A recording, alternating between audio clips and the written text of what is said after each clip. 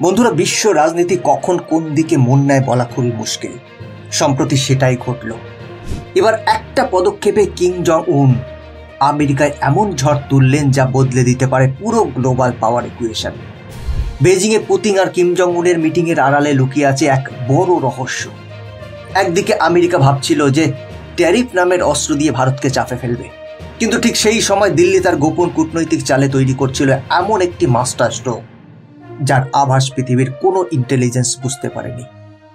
এটা কোনো nuclear missile নয়, এটা কোনো অ্যাডভান্স ফাইটার জেটও নয়, বরং এটা একটা ডিপ্লোম্যাটিক মুভ, যেখানে বিশ্বের সবচেয়ে রহস্যময় এবং আনপ্রেডিক্টেবল নেতা কিম জং উন অজান্তেই ভারতের জন্য সবচেয়ে বড় রক্ষা কবচ হয়ে উঠলেন। তার একটি সিদ্ধান্ত গ্লোবাল মার্কেট কেঁপে ওঠে। সুপার পাওয়াররাও হিমশিম খায়, যার সঙ্গে সরাসরি কেউ ঝামেলায় জড়াতে চায় না, এমনকি আমেরিকার মতো দেশও না। আজ ভারত সেই নেতাকেই নিজের অঘোষিত ঢাল বানিয়ে হোয়াইট হাউসকে স্পষ্ট বার্তা দিয়েছে যে India is not to be cornered. এই গেম প্লে একেবারেই হোয়াইট হাউসের নীতি নির্ধারকদের ঘুম কেড়ে নিয়েছে। এটাই ভারতের সেই সাইলেন্ট স্ট্রাইক যা আমেরিকা ট্রেড ওয়ারের বেলুন থেকে হাওয়া বের করে দিয়েছে।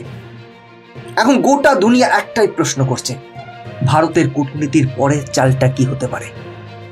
তাহলে আসুন পুরো ঘটনাটি ঠিক কি ঘটেছে, কিভাবে ঘটেছে, কখন ঘটেছে বিস্তারিতভাবে বোঝার চেষ্টা করি। নমস্কার, আমি গৌতম খাসকেল আছি আপনাদের সাথে। তাহলে চলুন দেরি না করে ভিডিওটি শুরু করা যাক। দেখুন, স্টোরিটা শুরু হয় এমন একটি জায়গা থেকে যখন আমেরিকা ভাবছিল যে তার ট্যারিফের জাল ফেলে ভারতের মতো দ্রুত বর্ধনশীল অর্থনীতিকে নিজের শর্তে বেঁধে ফেলতে পারবে, নিজের পায়ের তলায় ভারতকে রাখতে পারবে। ডোনাল্ড ট্রাম্প প্রশাসন যখন ঘোষণা করলো যে ভারতের পণ্যের উপর বাড়তি ট্যাক্স বসানো হবে, তখন গ্লোবাল এক্সপার্টরা এক কথায় বলে দিলেন যে ভারতের সামনে এক গুরুতর অর্থনৈতিক সংকট হতে পারে।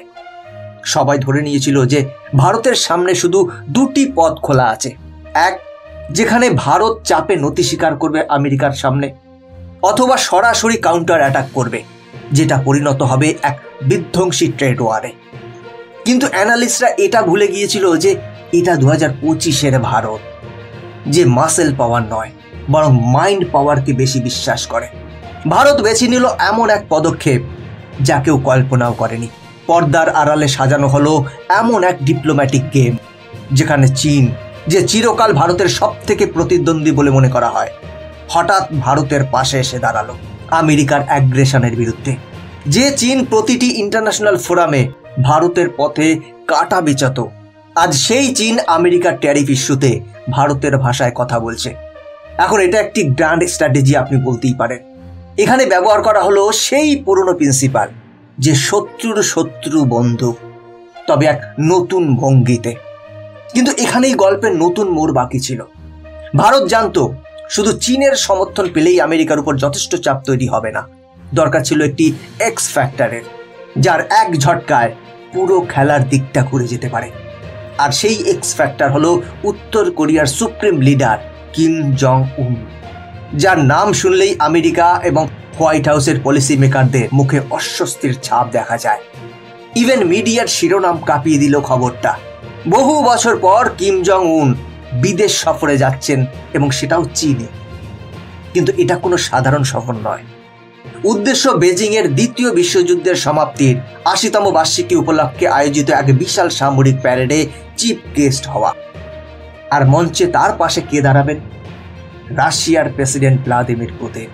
মানে এক জায়গায় এক সময় আমেরিকার তিন শত্রু, চীন, রাশিয়া আর উত্তর কোরিয়া, যারা নিজেদের সামরিক শক্তি আর রাজনৈতিক ঐক্য পুরো বিশ্বের সামনে প্রদর্শন করতে চলেছে। বন্ধুরা, এই দৃশ্যটা ছিল হোয়াইট হাউসের কাছে যেন এক দুঃস্বপ্ন। আর এই পুরো পিকচারের সবচেয়ে বড় লাভবান কে হবে জানেন? সেটি হচ্ছে ভারত। এই ঘটনাটাই ছিল ভারতের অপারেশন ডাইভারশনের একটি গোপন কূটনৈতিক খেলা। এখন প্রশ্নটা খুবই স্বাভাবিক যে উত্তর কোরিয়ার এই চীন সফর থেকে সরাসরি ভারতের লাভটা কোথায়? বন্ধুরা, এর উত্তর পেতে হলে দেখতে হবে ভারতের সেই ডিপ ডিপ্লোম্যাসি, যেখানে কূটনীতির কৌশল ছিল জলের মতো পরিষ্কার, যে যখন শত্রু তার মনোযোগ আপনার দিকে রাখছে, তখন তাকে এমন একটি বড় হুমকির দিকে ডাইভার্ট করুন যাতে আপনার উপর থেকে তার ফোকাস সরে যায়। ভারত ঠিক এটাই করল। যে মুহূর্তে কিম জং উনের চীন সফর আর পুতিনের উপস্থিতির খবর নিশ্চিত হলো, সঙ্গে সঙ্গে আমেরিকার পেন্টাগন আর ইন্টেলিজেন্স এজেন্সির ফোকাস সরে গেল এক নতুন ইকুয়েশনের দিকে। চীনের মাটিতে 3টি নিউক্লিয়ার শক্তিধর দেশ একত্রিত হচ্ছে, আর তারা কি ষড়যন্ত্র করছে আমেরিকার বিরুদ্ধে। এটা ছিল ভারতের জন্য একটি গোল্ডেন অপরচুনিটি, কারণ আমেরিকা আর ভারতকে শাস্তি দেওয়ার অগ্রাধিকার দিল না, বরং চেষ্টা করলো যে কিভাবে ভারতকে নিজের শিবিরে ধরে রাখা যায়। ভারত এই মুহূর্তটাকেই ব্যবহার করলো, আমেরিকাকে বার্তা দিল যদি ট্যারিফের চাপ বাড়াতেই থাকে তাহলে ভারতও বাধ্য হবে নিজের অর্থনৈতিক আর কৌশলগত ভবিষ্যতের জন্য নতুন মিত্র খুঁজতে। বন্ধুরা, এটা ছিল না কোনো খোলা হুমকি, বরং একেবারে মেপে দেওয়া ডিপ্লোম্যাটিক সিগন্যাল। আর আমেরিকা ভালো করেই জানে যে এক সময় চীন, রাশিয়া আর ভারতের মতো 3 মহাশক্তির সঙ্গে সরাসরি শত্রুতা বাঁধানো তার পক্ষে একেবারেই সম্ভব নয়। কিম জং উনের উপস্থিতি পুরো সমীকরণকে আরো জটিল করে তুলল, কারণ উত্তর কোরিয়া হলো সেই দেশ যে কোনো সময় পরিস্থিতিকে বিস্ফোরক করে তুলতে পারে। ভারত খুব বুদ্ধিমত্তার সঙ্গে নিজেকে এই ইকুয়েশনে সরাসরি অংশ না হয়েও আমেরিকাকে এক অঘোষিত বার্তা দিল। দেখুন, পৃথিবী স্পষ্টতই এখন 2 শিবিরে ভাগ হয়ে যাচ্ছে। আমরা এখনো নিউট্রাল দাঁড়িয়ে আছি। যদি আপনারা আমাদের স্বার্থকে সম্মান করেন, আমরা আপনার সঙ্গে আছি, নইলে আমাদের জন্য অন্য দরজাও খোলা। এটাই ভারতের মূলত অ্যালাইনমেন্ট ফরেন পলিসির এক অসাধারণ উদাহরণ, যেখানে ভারত এক শিবিরে বাধা না থেকেও সবার সঙ্গে নিজের ন্যাশনাল ইন্টারেস্ট নিশ্চিত করছে।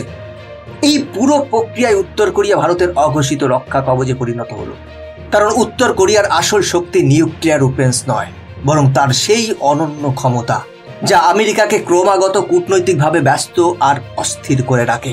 উত্তর কোরিয়া একমাত্র দেশ যে প্রকাশ্যে আমেরিকাকে চ্যালেঞ্জ করতে পারে।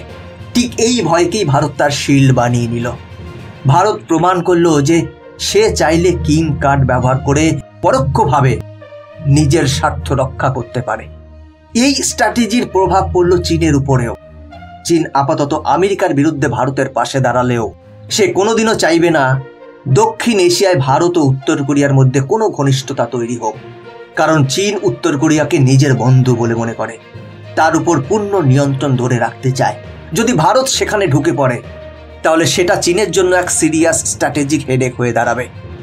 এক ঢিলে 2 পাখি। এই চাল দিয়ে ভারত একসঙ্গে 2টি বার্তা দিল। আমেরিকার উপর ট্যারিফ কমানোর চাপ তৈরি হলো, আর চীনকেও নীরবভাবে মনে করিয়ে দিল যে ভারতকে কখনো হালকাভাবে নেবেন না।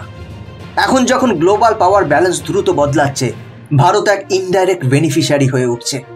এটা নিঃসন্দেহে পাকিস্তানের জন্য এক সংকেত, কারণ ভারত এখন এমন এক অবস্থানে পৌঁছেছে, যদি ভবিষ্যতে ভারত রাশিয়া ও চীনের মাধ্যমে উত্তর কোরিয়ার উপর চাপ তৈরি করতে সক্ষম হয় যাতে তারা পাকিস্তানে আর কোনো মিসাইল টেকনোলজি না দেয়, তাহলে পাকিস্তানের পুরো নিউক্লিয়ার এবং মিসাইল প্রোগ্রাম ড্যামেজের মুখে পড়বে।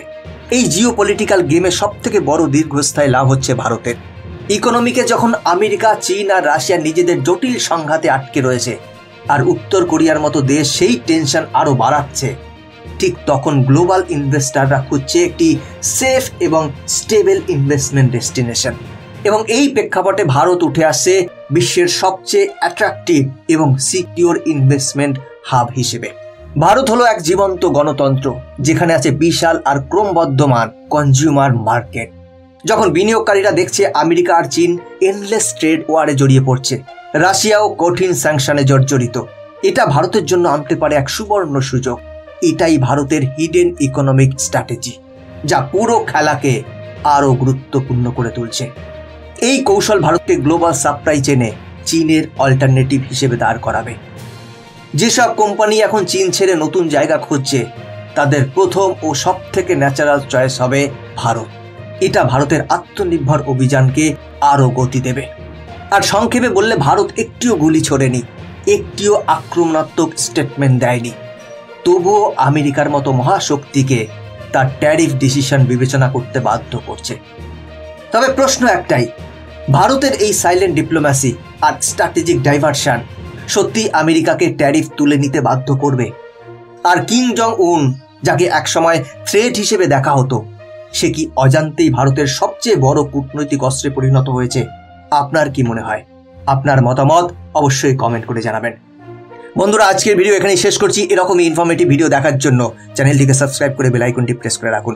দেখা হচ্ছে পরবর্তী ভিডিওতে। ভালো থাকবেন, সাথে থাকবেন। জয় হিন্দ।